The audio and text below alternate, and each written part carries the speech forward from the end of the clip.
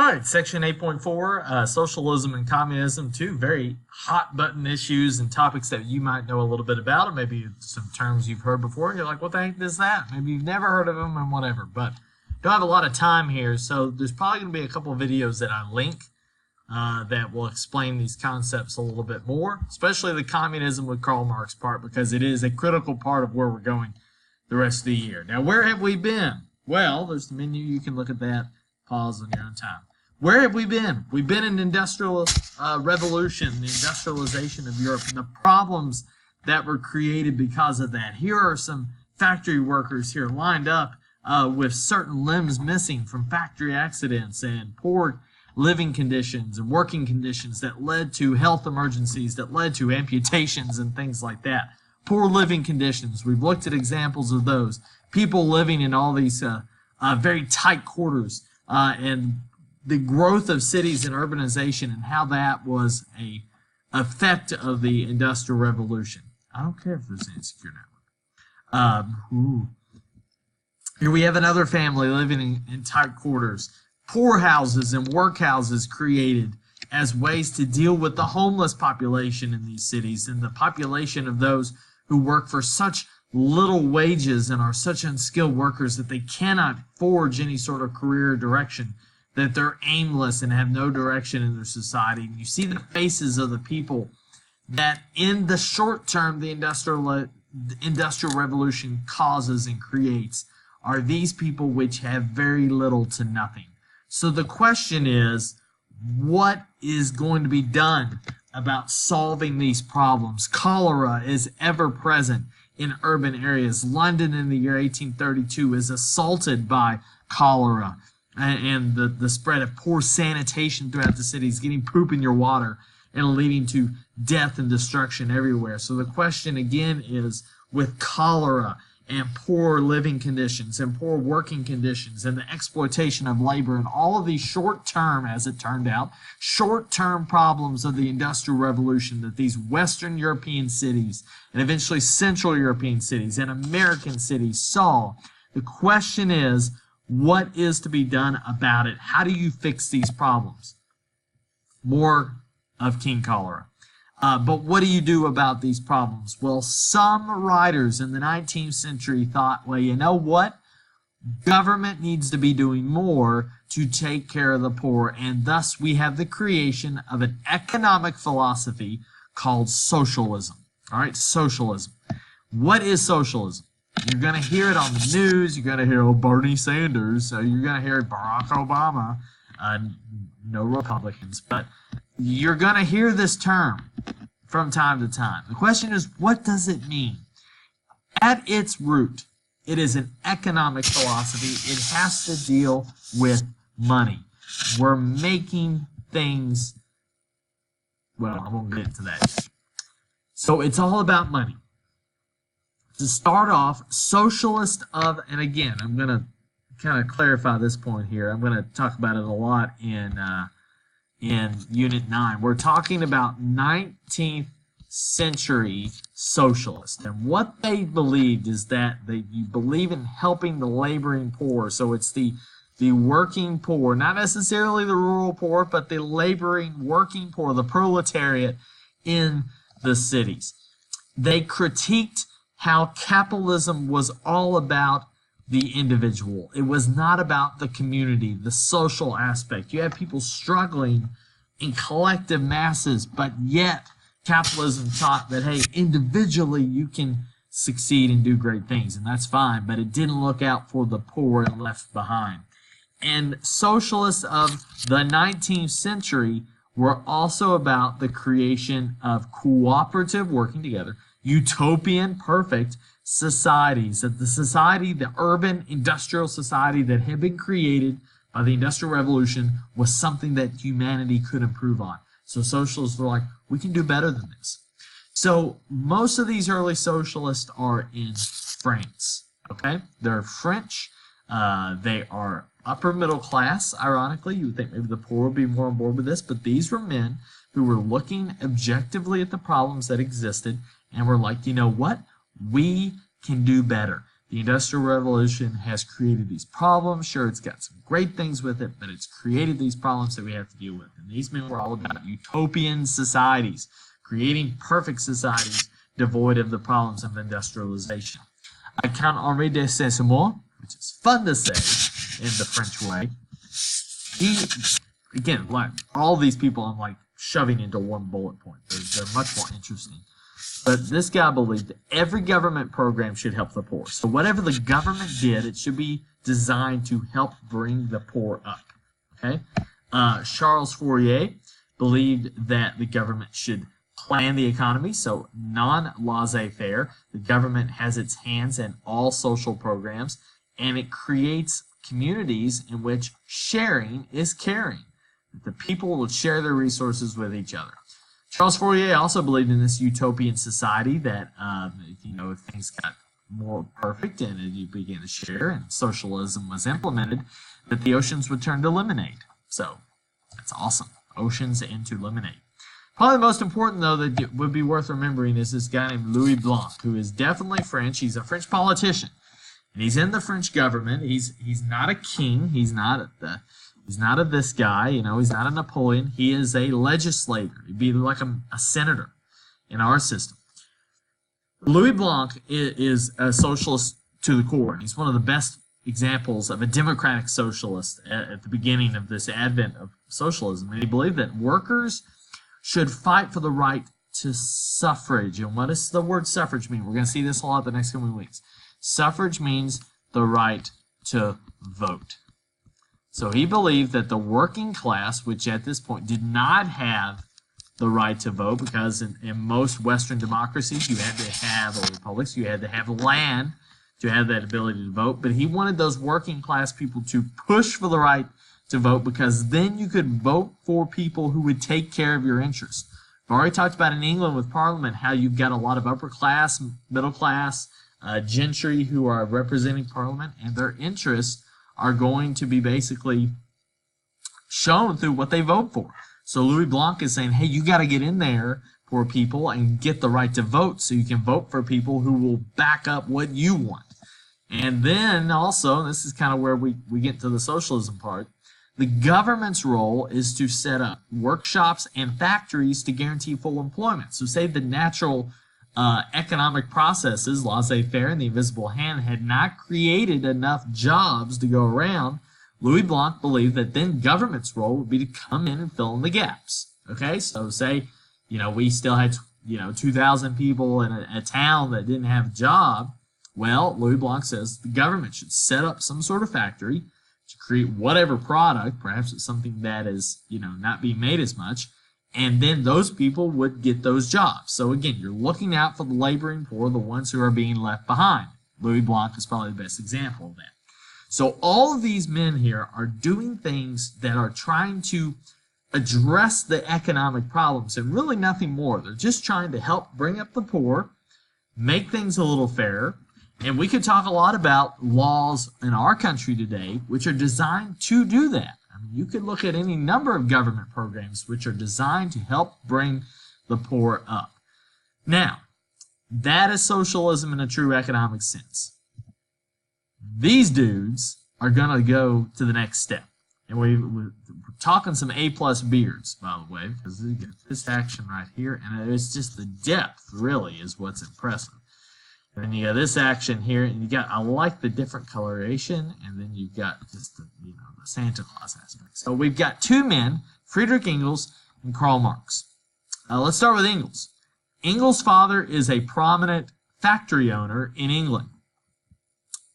Karl Marx is a German, I think? Yeah, that's right.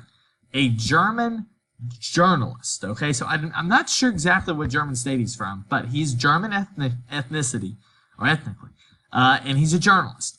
These two are going to pair up and look at all the problems, again, that are created, the dynamic between the rich and the poor, specifically in England, thanks to industrialization across Europe, and Karl Marx, with Engels financing his prospects, are going to come together, talk, and look very distinguished.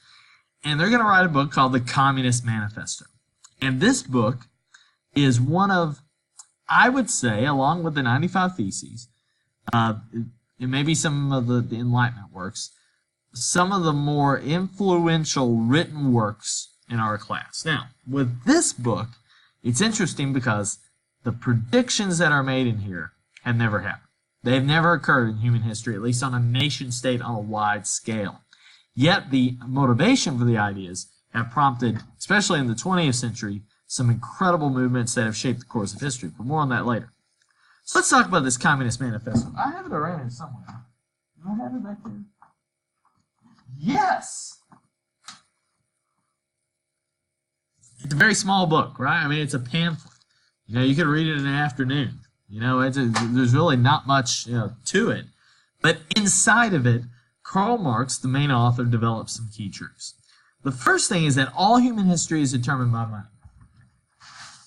Money, right? I mean, the whole thing is directed by this, okay? And this, every action, he would argue, every government move is developed by trying to get this. I mean, remember that age of mercantilism, money is equal to power. These merchants are opening up factories and subjecting the working class to the conditions in which they were subjected to so that they get financial incentive. All human history is determined by money. The long class struggle has existed between the rich and the poor. The rich have always had stuff and the poor have always not, and there's always been a conflict between the two. In Marx's eyes and in his vernacular, he terms it the bourgeoisie versus the proletariat. Okay, and we've already introduced those terms. And in itself, Marx argues that capitalism possesses the seeds of its own destruction. You overproduce items. You waste resources on stuff that no one buys. You have unemployment. So just the natural laws of economics, the invisible hand, will create unemployment in people who don't have jobs. And you also have the exploitation of workers, which we've seen. And what Marx argues is that these seeds are going to eventually lead to the destruction of capitalism. Now, I'm going to link maybe another video that can explain this visually in a different way, but I'm going to walk through what Marx says the way human history will develop. So check out that other video. I find the link. Eventually, Marx sees it as you have industrialization. Go back, look at the Industrial Revolution, all the things we've talked about, and he says that eventually you're going to have violent revolution. The working class, the proletariat, is going to lead a violent revolution that destroys the middle class or the bourgeoisie. So let me rephrase here. The proletariat will lead a violent overthrow of the bourgeoisie. And inside of the book, I threw it back here, but literally the last line of the pamphlet is Marx calling, I'll even put it right here. Can you see? Yes, you can. He literally calls the working men of all countries, that phrase all countries is going to be important, all countries unite. He is asking for the workers everywhere to unite together to overthrow those in charge. Okay, so now Marx says, hey, that's going to happen. There's going to be blood. Everyone's dead. And now that the working class is in charge. Now, track with me. Working class in charge, right? The middle class bourgeoisie are dead. Nobles are with them too. It's a little French Revolutionary in a way.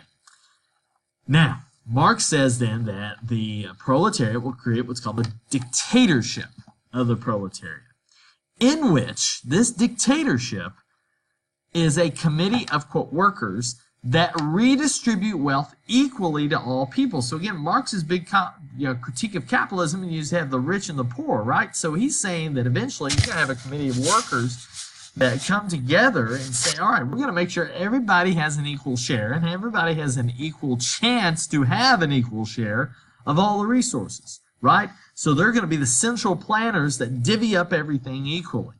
You eliminate private property. So the idea of something being yours it leads to the chance that you might have more stuff yourself than somebody else. So the idea of you having stuff is eliminated. And because of that, Marx argues that that will create a classless, atheistic society with no divisions, with no asterisk, with no ways to differentiate between people by class, by financial status, by religion, And by doing so, you create a society in which equality reigns, and you have what is called communism. Now, under communism, if everyone is equal, and everyone has an equal share with everything else, and everyone has the motivation to share and give to people what they need and whenever they need it, then why do you need government? So Karl Marx argues at the end of his book, the way human history will develop is that the need for government will disappear because everybody is equal. And everyone's human nature is to share and look out for people in need.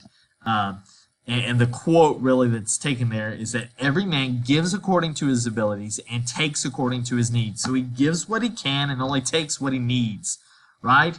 Now, the issue with that for Marx is that, you know, you've got to go through a violent process. You've got to redistribute everything, and then eventually you come to this communist utopia, okay? And kind of the model he uses is this thing called the dialectic, which is by a man named, a kind of a model created by this very sad-looking man called George Hegel. And Hegel basically argues that in life, you have always two warring factions. And when they fight, it will create something new. So you have a thesis, you have an antithesis or an antithesis.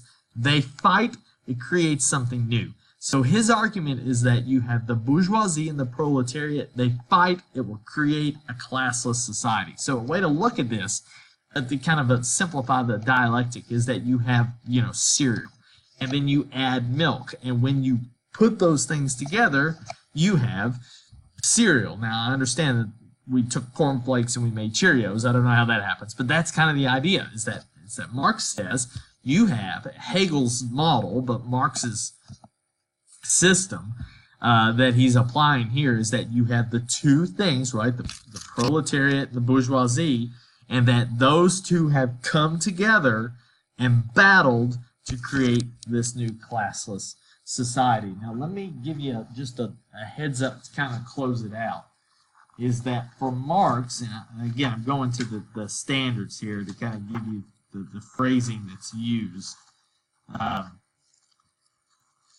Kind of some terms to add is that this is a very scientific way of looking at the way human history will develop.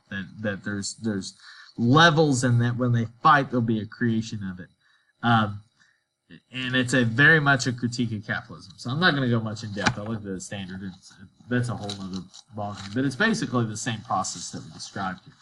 Now, the last thing just to leave you with communism, and again, I'll link a video for you to look at, is if we go back to his process, we've seen communism in society. If you know anything at all about world history, you know Russia is communist, you know North Korea is communist, or Russia for a time was communist. North Korea is communist today. Cuba. We've had countries that have adopted the system of communism. The question is, was Marx's plan completed? Because if you look at the process, in every case of a communist society, we have not gotten past the red line. We have stopped at step 2, because that in essence is a government, right? So you still have a government basically in charge that is redistributing all wealth. The problem is that government never ceased to exist. So Marxism, we have not seen placed in a full thing, because again, you wouldn't have a country, right? Because that country goes away. There's no need for, well, I should say, the government's always there. There's no need for that government. So the question is, will we ever see it? Well, you tell me. Will we ever get to a point where all human beings at all points give according to their abilities and take according to just what they need? We'll see. But again, that's kind of the general gist of socialism. Socialism is the economic philosophy itself of redistribution. Communism is this setup of class that Marx intended to be classless, atheistic, without the presence of government. We know through world history so far, we've not gotten to that spot.